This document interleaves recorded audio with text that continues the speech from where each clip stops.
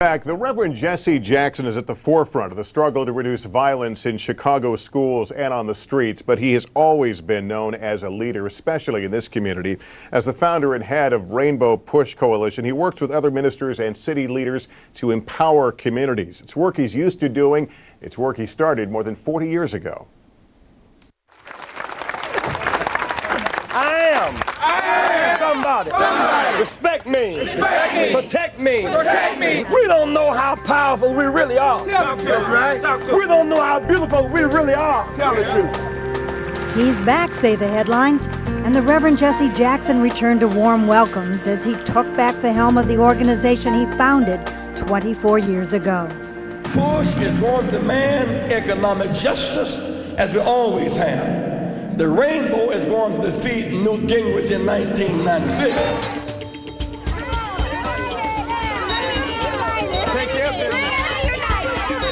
If you run, you might lose. If you don't run, you're guaranteed to lose. When you're behind, you gotta run. You really got to run.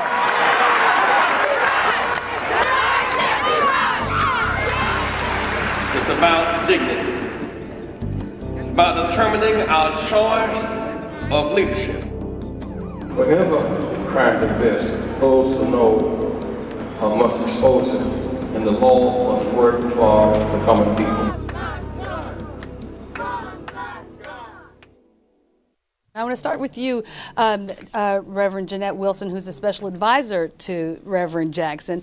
What do you think, in totality, has he meant to not just the city of Chicago? Obviously, he's done a lot here, but for the nation and for the movement. He took the Dr. King movement to the next level. He fought for economic justice and empowerment. And so while the early civil rights movement fought for just the legal right to go in places, we fought to own the places, build the buildings. You two young reverends, let me ask you, what does Reverend Jackson mean to you? You were both pastors, so you may relate to him in a way as a pastor as well.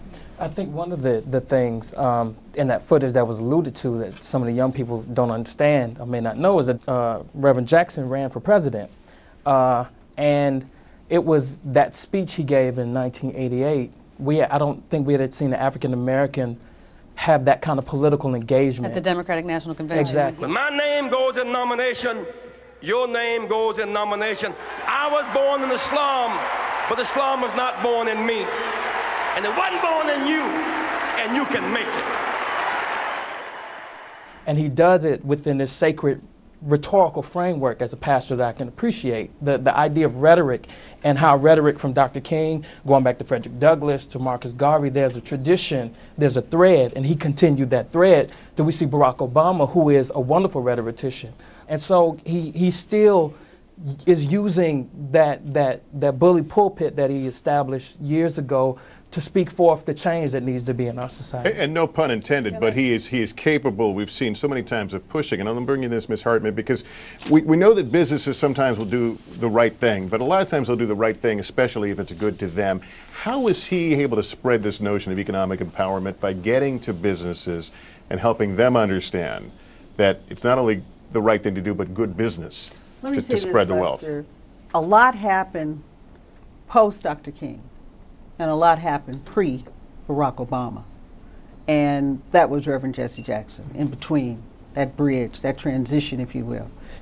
In Chicago, what Reverend Jackson did when he first came here is he pulled together the black business community and organized it and structured it and took us beyond ma and pa, took us beyond our neighborhood and said, let's go broader, let's go wider, let's build our communities. He did that.